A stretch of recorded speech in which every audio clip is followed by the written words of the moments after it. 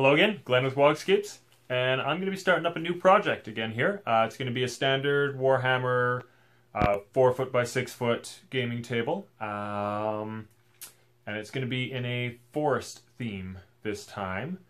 I'm going to go pretty gentle on the terrain, on the elevations on the terrain, and focus more of that attention on tiles, so I guess what you call tiles or scattered terrain, so trees and forest tiles, hills that can be put on and taken off. And this one I'm going to be building in a what I call a triptych style, 3 different pieces, 3 boards, 2 foot by 4 foot, that of course go beside each other to make the full table, but they can be rotated or put out of order and make a different board, get a slightly different layout. I'm also going to be running a river through the center of this one. So I made a, I guess, proof of concept of one of these tables, doing a winter theme. So I'll show you that one. I'll show you what I mean about this style of table and how it mounts up onto the wall, because of course storage is a big part of any hobby, but of course with Warhammer, right? What are you doing with this thing? So I'll show you this in a minute here. Okay, there she blows. Wait. There. This one here. This is my main board over here. Same thing, right? It mounts up onto the wall, so it's out of the way. And then I painted a poster on the back side of it. So again, storage, right? This one here, I just found some really cool wallpaper at Home Depot to put that on there to have a, but that could be anything. That could be a mirror or, right, whatever. So for this one, I'll show you, basically it's built, this is the table here, this is the bracket that just holds onto it, 2 pins on the side, this tips down,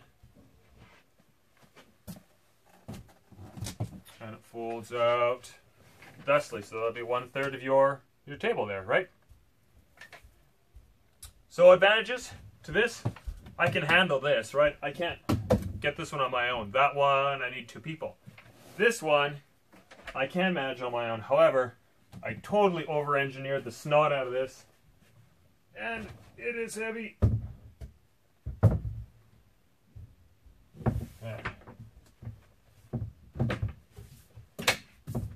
It's heavier than it needs to be. So this one I'm making is going to be much lighter. Again, that's going to be the style. I'll have 3 of those.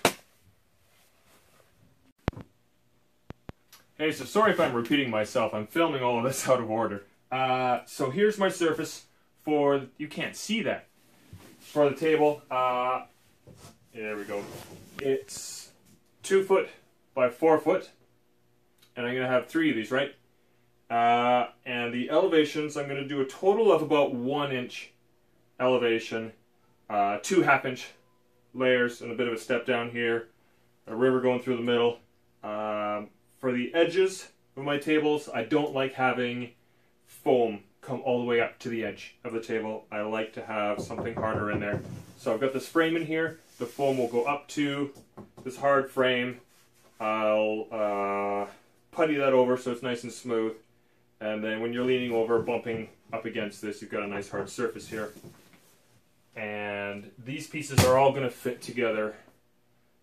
So the edges need to fit. So basically what I'm doing right now, I got a bunch of these.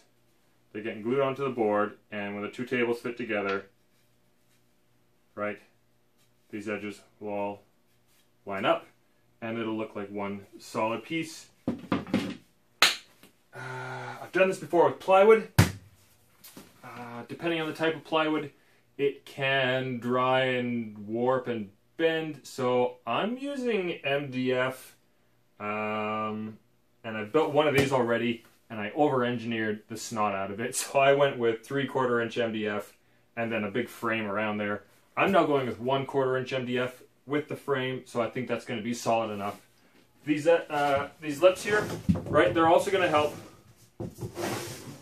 stabilize it. You can see it's still got a bit of a bend in there. Once I've got these things all the way around, it's going to get rid of that floppiness.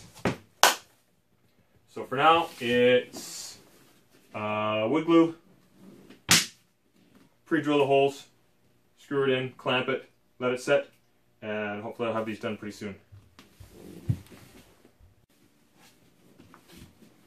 So part of coming up with your design for the board, of course, is figuring out that balance between I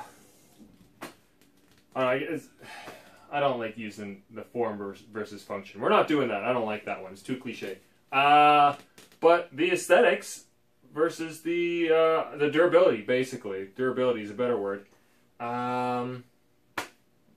Depending on what you're working on, sometimes making it stronger, more durable, means that it's that you're going to sacrifice the look.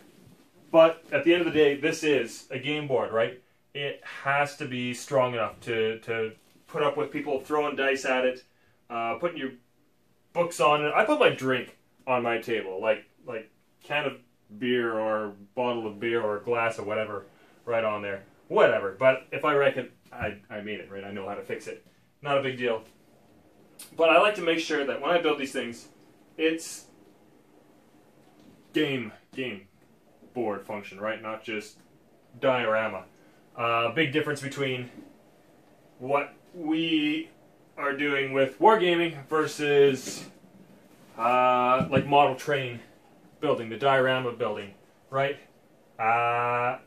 They don't really need to worry about the durability as much, but because of that, they're able to put a lot more time and energy and detail into their pieces. And I find the diorama stuff, the model train stuff, ends up looking more realistic. But I don't think they'd be very happy if you actually put your miniatures and your drink and your books on top of their stuff, right? So with this, like I said, this is going to be sturdy enough. It's going to be able to withstand people leaning on it, leaning over it, their clothes catching on it.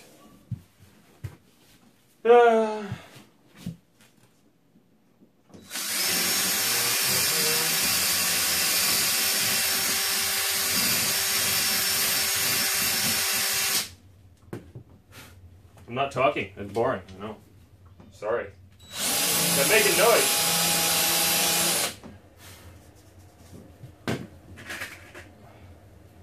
So this is one of the slats that's going on here, one of the edges here. There's 3 of these board sections.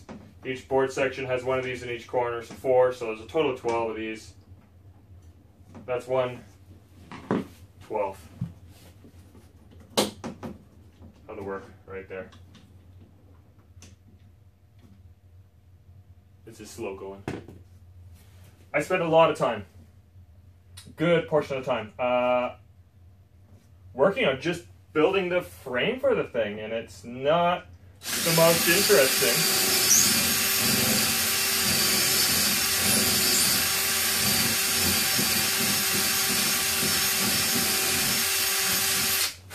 But if you do this poorly, the whole thing is going to look like garbage, right? All the time and effort that you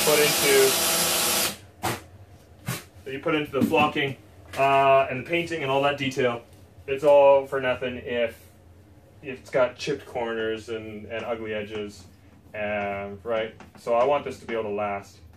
This particular board, I also want to be able to take this board to conventions and stuff. So it has to be easier to handle, easier to transport.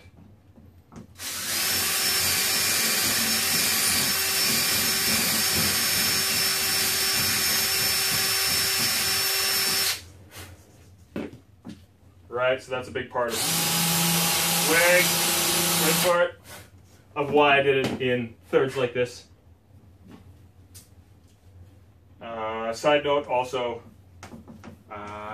the material, I've got a table saw in the garage that I use for this, and miter saw and scroll saw and all the tools I need, but I found it easier with these boards to go to the hardware store and get them to cut them up for me there.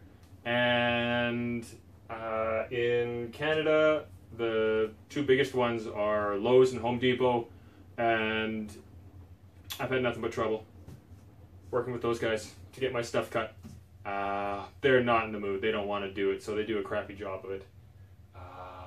But I go to Windsor Plywood now, and they're very happy to help you out with the material. If you say, okay, I want it to do this, I want it to look like this, they can say, maybe you don't want to use that, you want to use this.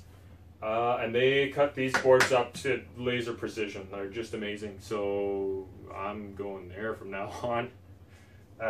Yeah, that's it. 1 of 12. Yeah. Okay, so that's not the finished product. There's part 1 of the finished product. Right? That's how it goes. Again, there's my elevation. There, that's going to be a river here, then flat, and then a little cliff face, and then flat again. So, yeah, you can see how I've got that edge there. Yeah.